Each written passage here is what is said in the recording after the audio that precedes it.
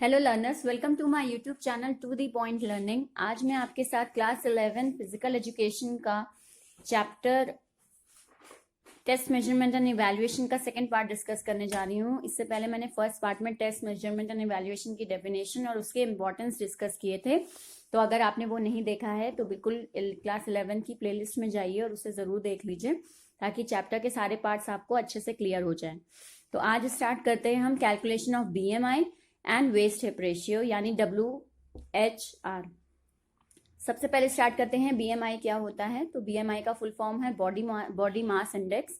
It is a statistical measurement which uses an individuals height and weight for comparison. ये एक statistical measurement है यानी कि आपका आंसर क्वांटिटेटिव फॉर्म में निकलता है और एक इंडिविजुअल यानी एक पर्सन की हाइट को और वेट को लेकर इसे कंपेयर किया जाता है so that there healthiness can be determined. और इसी हाइट और वेट की मदद से कितना एक पर्सन हेल्दी है ये डिटरमाइन किया जाता है, ये फाइंड आउट किया जाता है।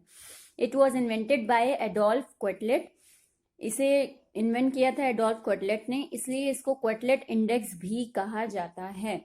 अगर एग्जाम में आपको BMI इंडेक्स की जगह क्वेटलेट इंडेक्स आए तो परेशान नहीं होइएगा, उसका मीनिंग BMI है कि यानी आपको BMI का ही प्रोसीजर एक्सप्लेन करना है। नेक्स्ट आते हैं, ये हो गई डेफिनेशन BMI की। कैलकुलेशन ऑफ BMI कि BMI को कैलकुलेट कैसे करते हैं, तो बहुत ही सिंपल सा एक फॉर्मूला है आपका, body weight upon height square. आपको हाइट का स्क्वायर करना है और बॉडी वेट लेना है एक पर्सन का। याद रखिएगा बॉडी वेट kg में होना चाहिए और हाइट आपकी मीटर में होनी चाहिए। ये यूनिट आइडेंटिफाइड है आंसर में, ये आपको लिखना ही है kg में और मीटर में। आते हैं एक छोटा सा एग्जाम्पल लेते हैं। तो एग्जाम्पल देखते हैं। Person has a weight of 60 kg। एक पर्सन है, उसका वेट है 60 kg and a height of 1.65 metre, और उसकी हाइट जो है वो 1.65 मीटर है। तो बिल्कुल वैल्यू को पुट कर देंगे हम फॉर्मूला में। ध्यान रखिएगा मैंने यहाँ पे दोबारा से फॉर्मूला नहीं लिखा है, बट आप जब इसको पूरा अच्छे से एक्सप्लेन करें तो वहां पे फॉर्मूला भी जरूर मेंशन करें। तो बॉडी वेट की जगह हम लिखेंगे 60 kg। 1.65 को डबल मल्टीप्लाई कर लीजिए क्योंकि इसका स्क्वायर निकालना है, और आंसर आपका निकल आएगा 22.03 kg मीटर पर स्क्वायर। देन इसके बाद एज BMI is 22, क्योंकि BMI 22 है हमारा। A has an ideal weight, इसलिए A का वेट क्या है, A का BMI क्या है, एक आइडियल वेट है यानी उसका वेट सही है उसकी हाइट के अकॉर्डिंग, जो कि एक फिट पर्सन में यानी नॉर्मल पर्सन जो वेट कैरी करते हैं वो इस इंडिविजुअल का वेट है। इसमें ध्यान रखने वाली बात यह है कि आपका जो मेन आंसर निकलता है वो मेन आंसर मैं कहूँ एक तो ये है, साथ साथ ये भी है, यानी कि आपको फाइनली ये भी मेंशन करना है कि वो बंदा जो आपने फाइंड आउट किया है जिसका BMI वो किस कैटेगरी में लाई करता है। और इस कैटेगरी में लाई करने के लिए जरूरी है कि आपको ये जो चार्ट फॉर्मेशन है ये याद हो। आपके 12th के पैटर्न में ये क्वेश्चन BMI का आया है, जो कि आप 11th में भी पढ़ रहे हो और 12th में भी यही टॉपिक आप पढ़ेंगे। उसमें आपको कुछ ग्राफ के फॉर्म में क्वेश्चंस आए हैं BMI से, तो उस केस में ये जो आपका चार्ट है ये याद होना बहुत जरूरी है। तो अंडरवेट कौन लोग होते हैं, जिनका BMI कम होता है 18.5 से, यानी आपका जो आंसर निकल रहा है ये 18.5 से कम है तो आप अंडरवेट हैं। आइडियल वेट होता है कि आपका जो BMI निकला है वो 18.5 से 24.9 है, तो बिल्कुल यहाँ पे इनका जो वेट है वो 22.03 है, जो कि इसी कैटेगरी में लाई करता है, यानी ये जो पर्सन है इसका वेट कितना है, आइडियल वेट है। ओवर वेट कहाँ हो जाते हैं, 25 से 29.9 के बीच। ओबेसिटी हो जाती है 30 से 39 और एक्सट्रीम ओबेसिटी अबव 40। तो ये बिल्कुल चार्ट आपको याद रखना ही पड़ेगा ताकि आप इस क्वेश्चंस को सॉल्व कर सकें। 11th में क्वेश्चन आपका जनरली आता है कि एक क्वेश्चन फॉर्मेशन दे दिया था, डिफाइन BMI या show the calculation of BMI। तो उस केस में आप ये पूरी BMI की कैलकुलेशन जो मैंने आपको दिखाई with definition and with one example, ये आप दिखा सकते हैं और चार्ट एक फॉर्म करके आंसर दे सकते हैं। लेकिन 12th में यही क्वेश्चन आपका एक ग्राफ के फॉर्म में आया था, तो उस ग्राफ के केस में आपको क्वेश्चंस दिए जाएंगे, उस ग्राफ को देखकर आपको आंसर देना है, जिसमें आपको ये चार्ट याद होना चाहिए, तभी आप इसका आंसर दे सकते हैं।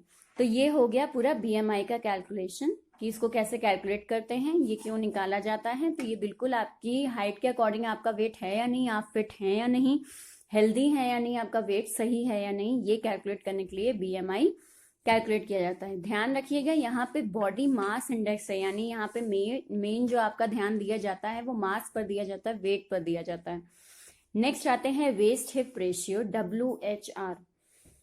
सबसे पहले इसकी डेफिनेशन देखते हैं। It is a measurement of the waist circumference divided by hip circumference. इसमें आपको मेजर किया जाता है आपकी वेस्ट यानी कमर और हिप एरिया जो होता है उसका सर्कमफ्रेंस लिया जाता है, उसको मेजर करके ये 2 यूनिट उठाए जाते हैं। ठीक, मेल्स में आपका WHR लेस देन 1 होना चाहिए, यानी जो मेल हैं, जो मेल्स होते हैं उनके में जो इनका ये वेस्ट हिप रेशियो है, यानी इनकी कमर का जो सर्कमफ्रेंस है और इनके हिप का जो सर्कमफ्रेंस है वो 1, उसको आपस में हम डिवाइड करें तो उसका आंसर 1 से कम आना चाहिए। तो ये आपको हम कह सकते हैं कि अगर 1 से कम है तो आप हेल्थ रिस्क में हैं, यानी आपकी हेल्थ अच्छी नहीं है। और फीमेल में अगर यही WHR आपका 0.85 से कम है तो यानी फीमेल्स में ये हेल्थ रिस्क है, यानी यहाँ पे मेल्स में 1 से ज्यादा होना चाहिए और यहाँ 0.85 से ज्यादा होना चाहिए एक पर्सन का WHR। अब एक फॉर्मूला देख लेते हैं WHR का, जो कि है आपका waist circumference upon height circumference. ये इसका छोटा सा फॉर्मूला है जैसे BMI का था। ध्यान रखिएगा कि जो आपकी यूनिट हो वो किस में हो, इंचेस में हो या सेंटीमीटर में हो। तो बिल्कुल इंची टेप से आप नापेंगे तो वो सेंटीमीटर या इंचेस में ही आपको मेजरमेंट देगी। अब पर्सन वेस्ट मेजर, एक एग्जांपल ले लेते हैं। एक पर्सन है, उसकी वेस्ट यानी कमर का जो मेजरमेंट है वो 30 इंचेस है और उसका हिप का मेजरमेंट 42 इंचेस है। अब वैल्यू को पुट कर दीजिए, 30/42, आपका आंसर आएगा 0.71। अब 0.71 आया है, इस पर्सन को हम मेल और फीमेल में दोनों ही रख दें। तो अगर ये पर्सन मेल है तो यानी कि ये इनकी जो हेल्थ है वो अच्छी नहीं है, क्योंकि इनका WHR 1 से कम है। ठीक है, WHR आपका 1 से कम है। और अगर ये मेल है तो उस केस में भी ये फीमेल है तो उस केस में भी इनका WHR सही नहीं है, क्योंकि वो 0.85 से कम है। तो दोनों ही केस में ये बंदा जो है ये हेल्थ रिस्क पर है। देन आते हैं, तो यहाँ तक आपका ये पूरा एग्जाम्पल कंप्लीट हुआ, WHR की डेफिनेशन कंप्लीट हुई, BMI कंप्लीट हुआ। नेक्स्ट क्लास में मैं आपको सोमैटोटाइप्स पढ़ाऊंगी, यानी कि एंडोमॉर्फी, एक्सोमॉर्फी और मेसोमॉर्फी, एक्टोमॉर्फी क्या होते हैं वो एक्सप्लेन करेंगे।